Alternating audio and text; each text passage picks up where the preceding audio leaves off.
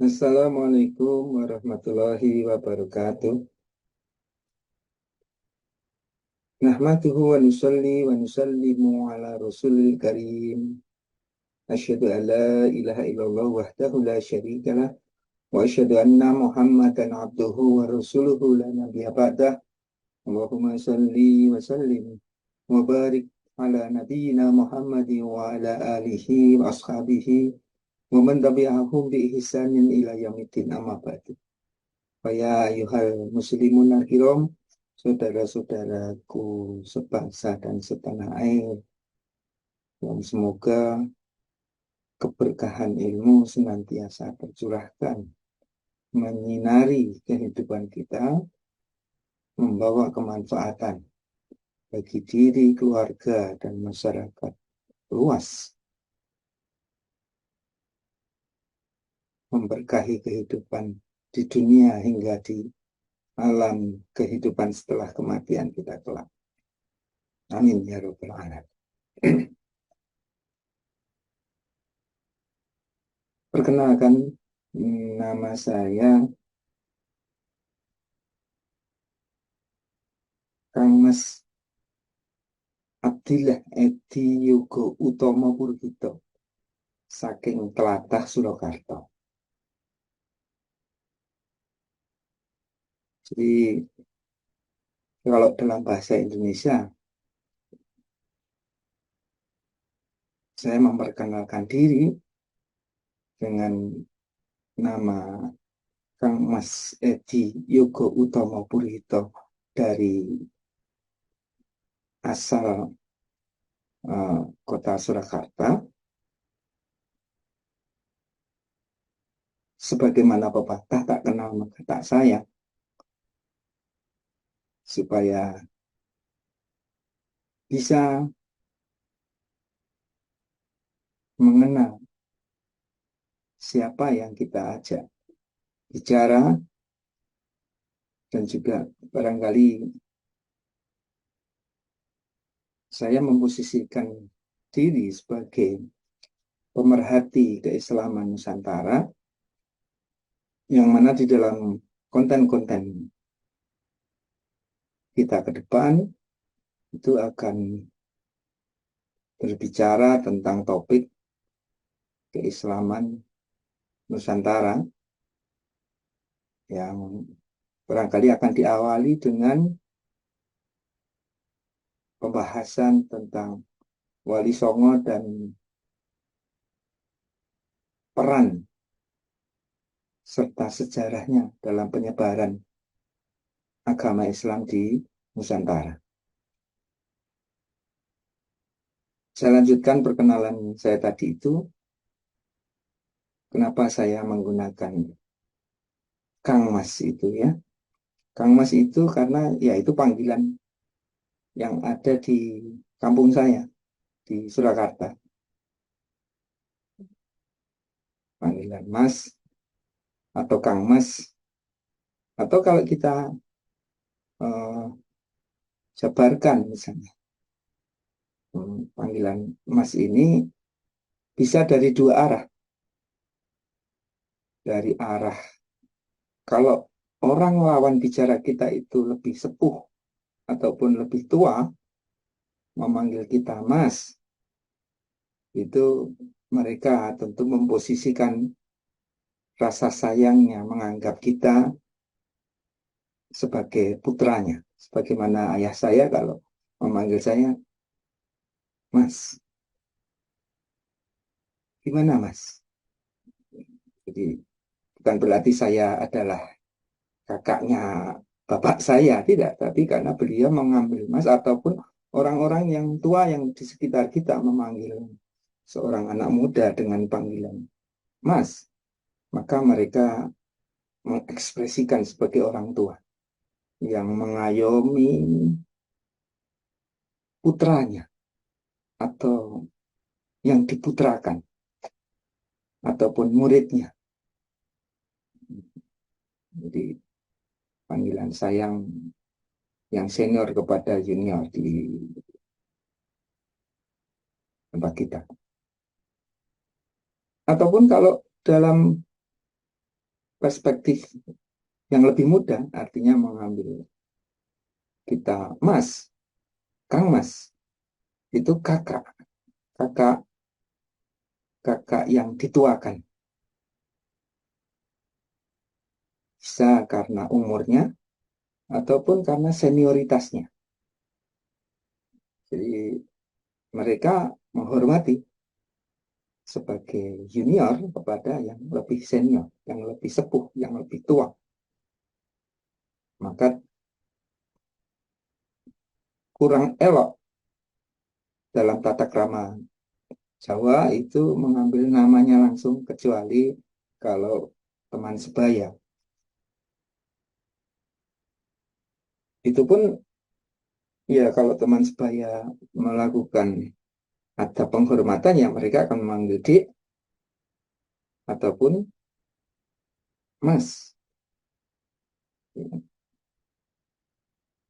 Jadi tadi terkait dengan Kang Mas tadi, untuk memposisikan memang saya dari Surakarta. Mungkin kalau panggilan Sunda AA, di samping saya sendiri ya sudah, ya mungkin ya sudah sepuh, sudah bercucu. Ya. Kemudian terkait dengan nama Abdillah, itu adalah pemberian guru saya, yang maknanya tentunya hamba Allah, abdi dari Allah, yang menghambakan diri kepada Allah. Lalu Edi Yogo Utomo Purhita.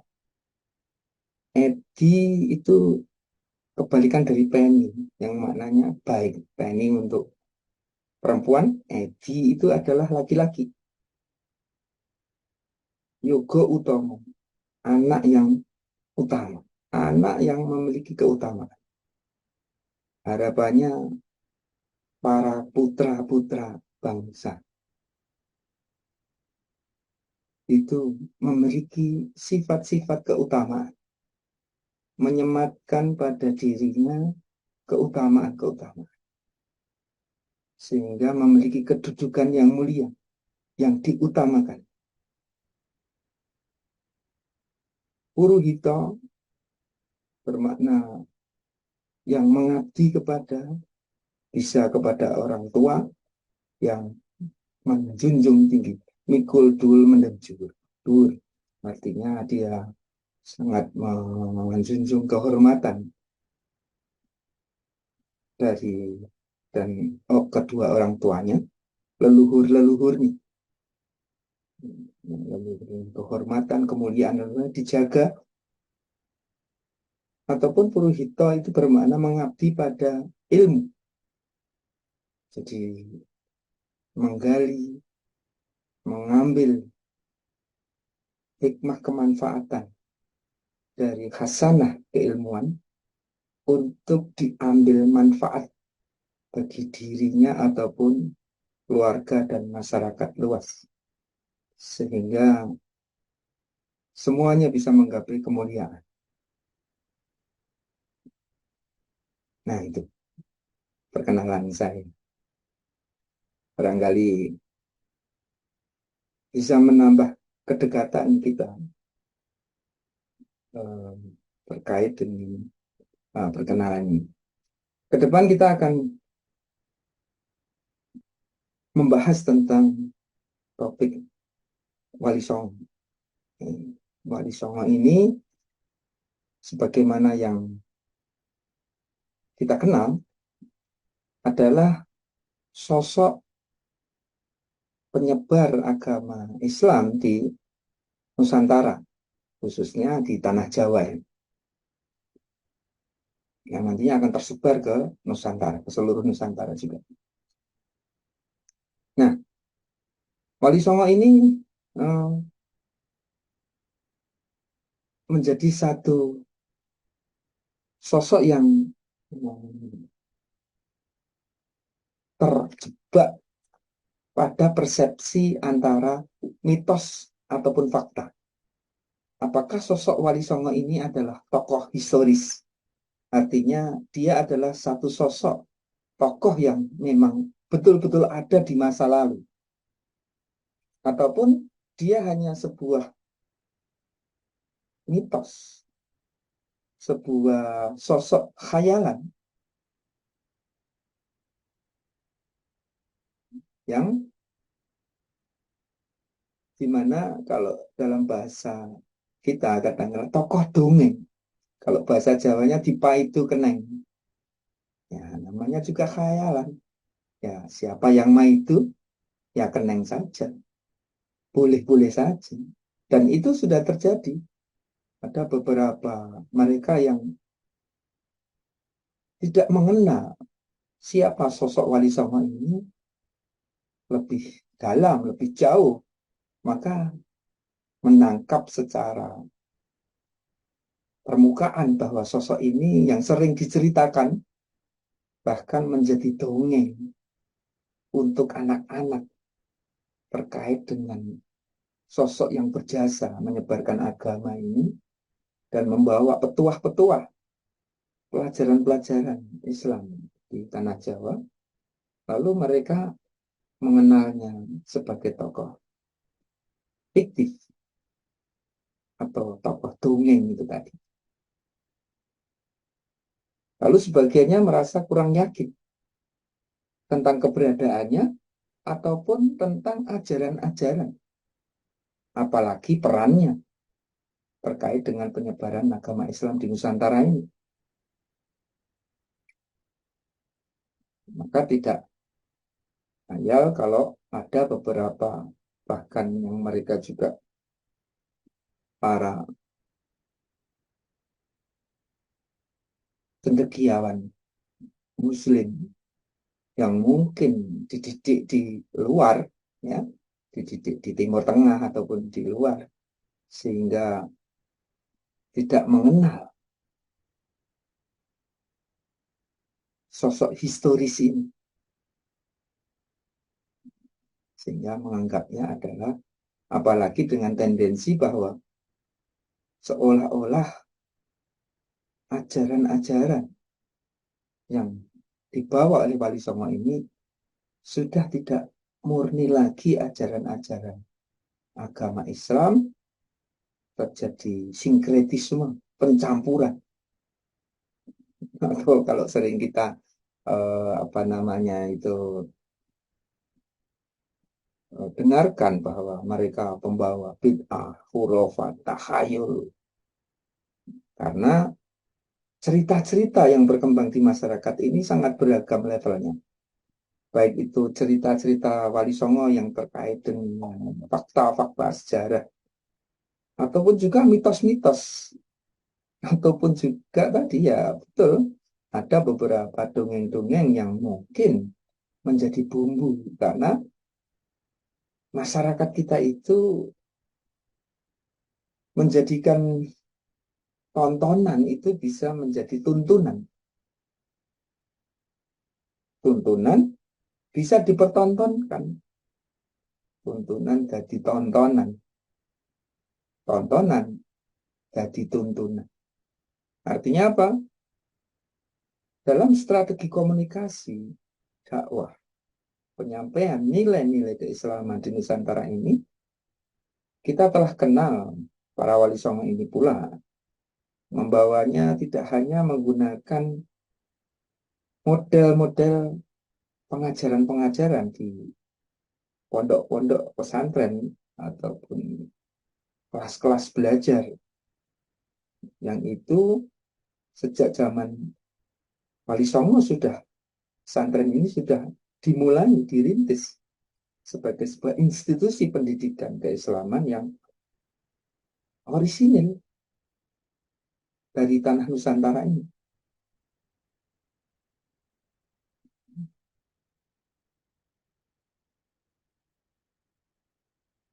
Yang mana kemudian di dalam strategi dakwahnya juga kita telah kenal dibawakan dengan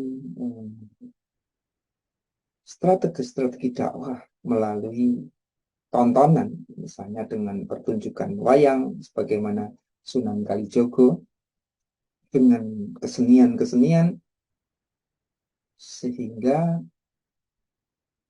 tidak terasa ajaran-ajaran itu merasuk dalam kalbu melalui kegembiraan, kesenangan, sehingga mencintai Tuhannya, mencintai agamanya itu dengan kegembiraan. Makanya kalau model-model kiai-kiai pewaris dari Wali Songo ini pun mereka mendakwahkan agama ini dengan keceriaan. Karena medan dakwah itu ada di hati. Hati itu akan terbuka ketika kita ini gembira. Ilmu juga akan merasuk lebih dalam kalau kita senang dan mencintainya.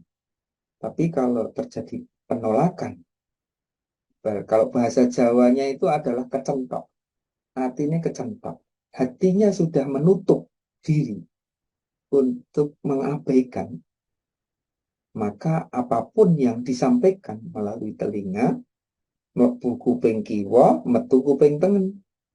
Artinya dia tidak akan merasuk ke dalam hati. Seolah-olah kabar itu akan lewat begitu saja dari kuping yang satu keluar dari kuping yang lain. Tidak sampai merasuk ke dalam kalbu. Padahal tempatnya ilmu tadi ada di hati. Kepahaman itu, keyakinan akan kebenaran ilmu, tadi itu tertanam, ta'asur fil qalbi, tertanam di dalam hati. Sehingga akan terbawa, bahkan sampai mati pun terbawa. Karena nanti kita akan ditanya malaikat mungkar nakir itu ya yang tertanam di hati kita, keyakinan kita itu tadi. Man Rabbuka, siapa Tuhan? Pertanyaan pertama adalah tentang ketuhanan.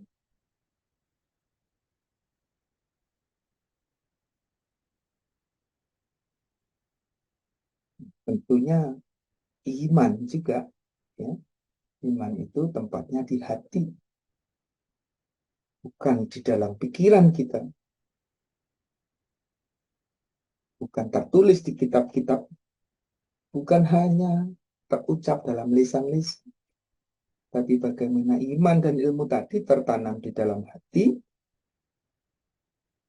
tersimpan dalam membekas, menulis di atas batu lebih mudah, di atas kertas lebih sulit untuk menulis ilmu tadi di dalam hati. Maka untuk ta'asur tadi, membekaskan tadi, ta'asur fil qalbi, kadangkala melalui tadi, membukakan hati dengan kegembiraan tadi. Nah ini bagian dari strategi dakwah dari Wali Songo tersebut. Nanti kita akan kupas, ya. Saudara-saudaraku sebangsa dan setanah air.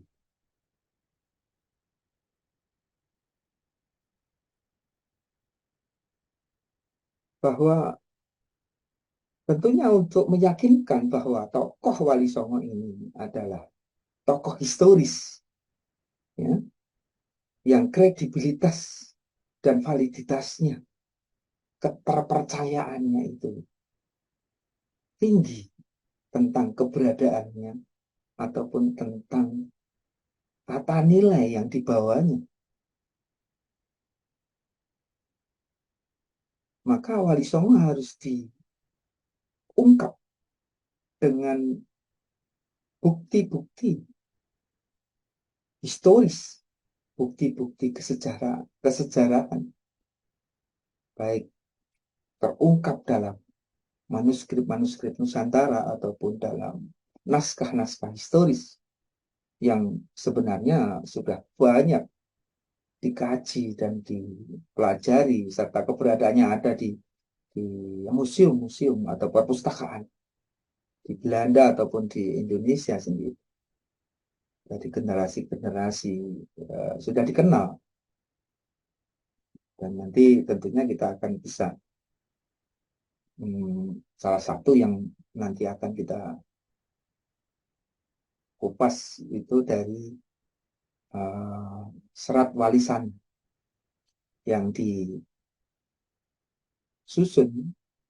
sendiri oleh putra Sunan Giri, salah satu wali songo, yaitu Sunan Giri kedua. Dan putra dari Sunan Giri menulis tentang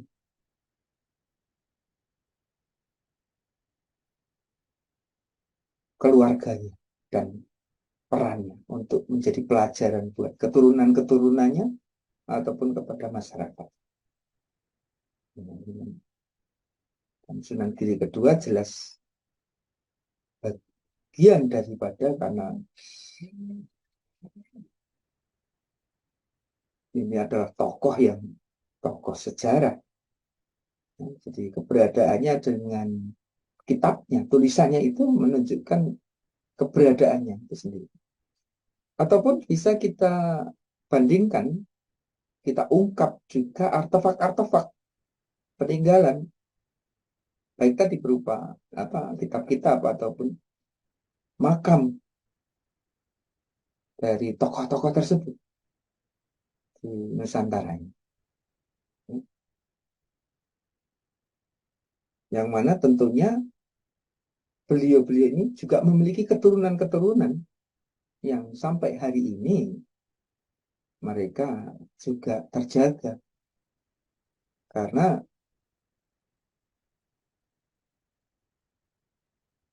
tata nilai ajaran-ajaran dari para wali songo ini tentunya yang menjaga lebih utamanya atau lebih dekatnya ya keluarganya sendiri. Makanya tidak heran kemudian pondok-pondok pesantren yang sepuh, yang tua, itu memang merupakan penerus daripada baik dari sisi nasab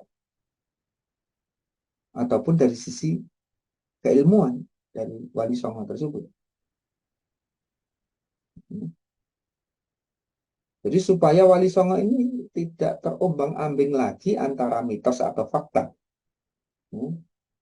maka kajian kita juga ya walaupun sebatas dalam konteks sebagai pemerhati saja ya. Artinya pemerhati ini kan kita memberikan perhatian yang lebih serius, memberikan perhatian yang lebih ya sebatas apa yang kami bisa lakukan, dan ini barangkali akan menambah khasanah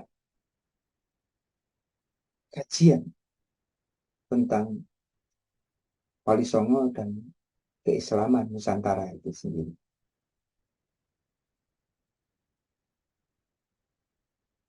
Karena kalau kita bisa ungkap, baik dari sisi historis ataupun dari sisi tata nilai, ajaran-ajaran, ataupun juga strategi-strategi perjuangan yang dimana berhasil mengislamkan tanah Nusantara ini, yang faktanya sampai hari ini kita bisa menyaksikan negeri kita ini, negara Kesatuan Republik Indonesia ini adalah negeri yang diberkahi ya, karena atas barokah perjuangan daripada pendahulu-pendahulu kita, para kiai, para ulama, termasuk Wali Songo ini. Kalau kita telusuri sampai kepada perjuangan para Wali Songo, sampai kepada pemimpin-pemimpin negeri ini, di dalam menjaga tanah Nusantara ini, tanah yang penuh dengan keselamatan, keberkahan, dicucuri rahmat yang bisa kita rasakan sampai hari ini.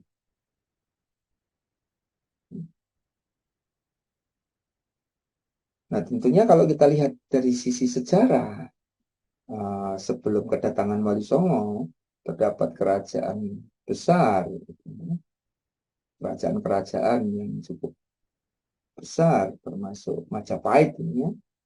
Ini yang tentu memiliki kepercayaan yang sebelumnya, baik pengaruh Hindu Buddha ataupun apa yang nanti disebut sebagai keyakinan Kapitayan. Jadi agama-agama yang terdahulu ini telah ada di tanah Jawa ini, tapi dengan keberhasilan mendakwahkan agama Islam dan dianut tidak hanya oleh masyarakat umum, tapi juga kalangan para raja-raja dan keturunan-keturunannya, ya, sehingga Islam mengakar kuat di bumi Nusantara ini.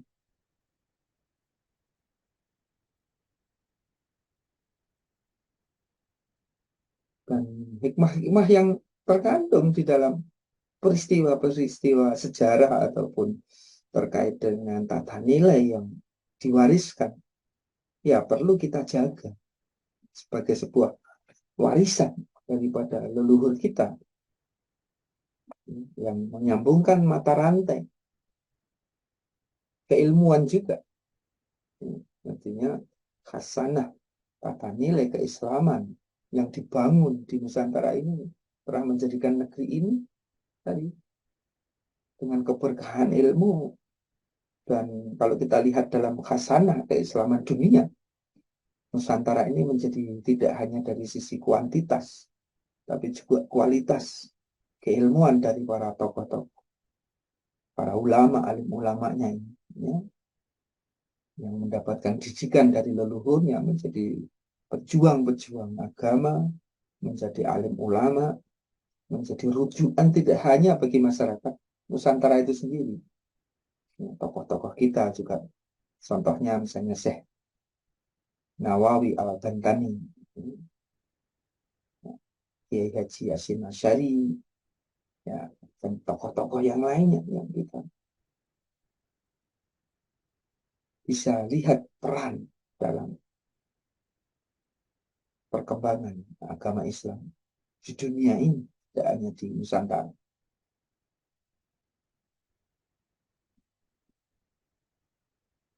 Nah, kalau kita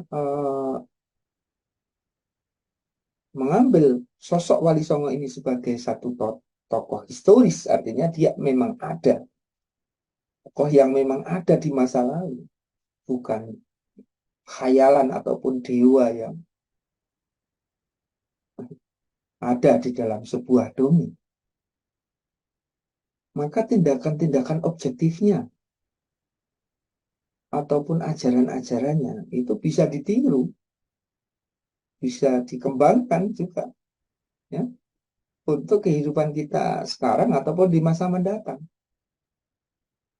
Dan keberkahannya, kemanfaatannya sudah terbukti di Nusantara ini, ya, termasuk berdirinya Negara Kesatuan Republik Indonesia ini, bahwa tanah Nusantara ini sebuah negeri muslimin yang dihuni, ya, oleh muslimin dan keturunannya yang menerapkan tata nilai di negeri kita. Kita tidak perlu mengadopsi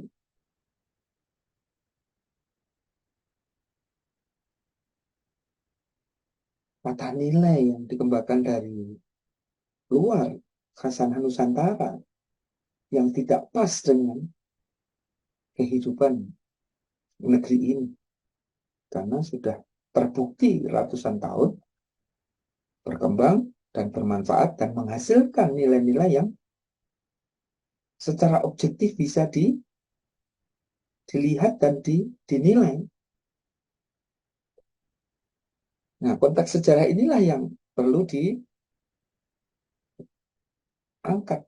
supaya kita tidak terjebak pada satu persepsi mitos dongeng dari keberadaan dan peran Wali Songo tersebut di dalam pengembangan dakwah Islam atau pula secara umum strategi kebudayaan di Nusantara ini. Yang mana sesungguhnya kalau dari sisi peradaban Nusantara ini sudah sangat kuat dan sangat mapan sejak zaman kuno. Ya. Tentunya tidak mudah para wali ini untuk menanamkan tata nilai baru di tengah peradaban kebudayaan Nusantara yang sejak zaman dahulu sudah sangat tua dan kuat serta sangat mapan. Tentunya ini yang perlu kita bisa pelajari metode bijak yang mereka bawa dalam memperkenalkan Islam, yang tentunya tidak serta-merta secara instan, dan itu strateginya difikirkan dalam jangka panjang, dan ini akan muncul pasti dari